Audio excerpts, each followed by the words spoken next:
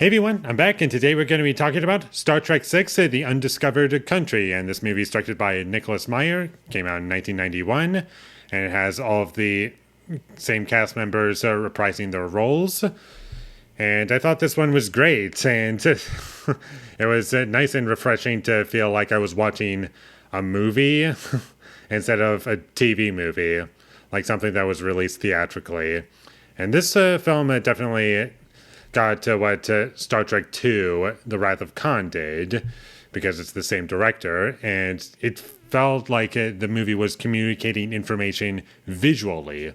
That's what really worked for me about this movie, is that there are elements about it that I can remember visually. The visual effects, for the most part, look pretty good when it's practical and not CG. Like when they use CG blood for stuff, that's when it looks kind of bad and dated. But it was 91, so you kind of have to expect that going into it. But fortunately, it's not in the movie all that much. But when it does show up, it is pretty distracting. I really enjoyed the story for this movie. It was very compelling, and I always felt each scene was moving the story forward, and we were getting new information from each passing scene, and that's what made it work for me. This film had a great sense of pacing, and things were always happening, and that's why I love it. And the comedy in this movie actually worked for me, and the reason it worked is because the characters weren't necessarily telling jokes. It's just funny what they're saying. And one instance is that they can't go back to Starfleet.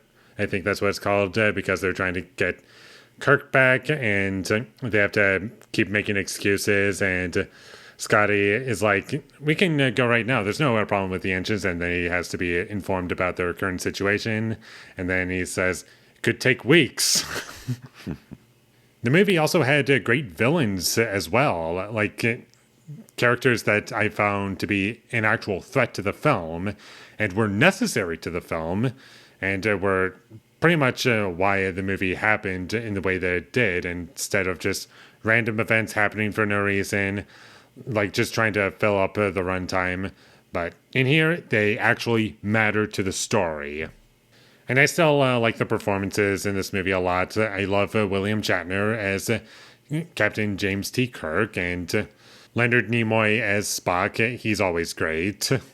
And whenever those two are on screen, that's when the movie works very well. The characters, I feel, overall are pretty strong in this film. And there were points in the movie where the story was genuinely unpredictable, where it was going, and I had no idea where it was going. And the film is also very fast-paced, and because of it, it just works, and no time is ever wasted, like I've said already.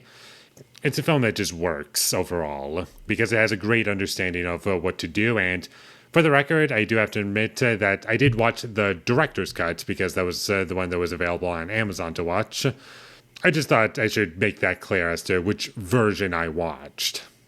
And all in all, I thought this was great, and I do feel as though this is a film that sets an example as to, if you don't have a good director, then the movie's not going to turn out very well. And this is definitely a case where, like, the only two Star Trek movies from the original films that I like are 2 and 6, because it's from Nicholas Meyer, and I found those two to be very engaging, both story-wise and visually. They just had a great understanding of what they needed to be, and delivered on that.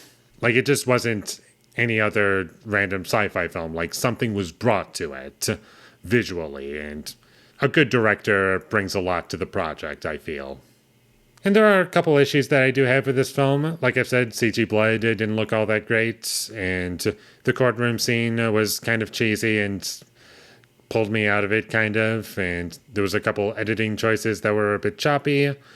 It only happens like a couple times in the film, and it's during the courtroom scene. But all in all, I thought this movie was pretty tight, very engaging, unpredictable, had great characters, very memorable scenes, and the action scenes worked pretty well whenever we did get action scenes, which is not often, but when we do get them, they are great.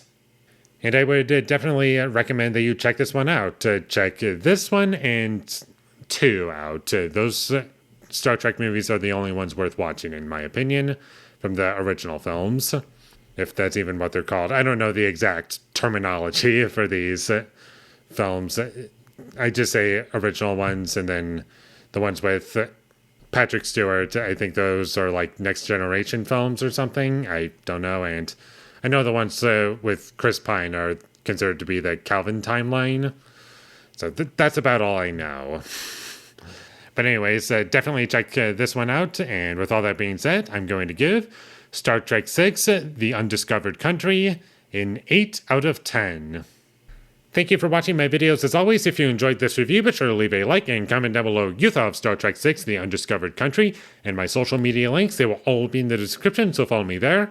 And last but not least, subscribe to be a part of Foley Nation, and I'll see you when I get my next review up, and that is going to be for Superman 3. I'm taking a little break from Star Trek. Don't worry, I'll get back to it. But until I get my review for Superman 3 up, thank you for watching and have a great day.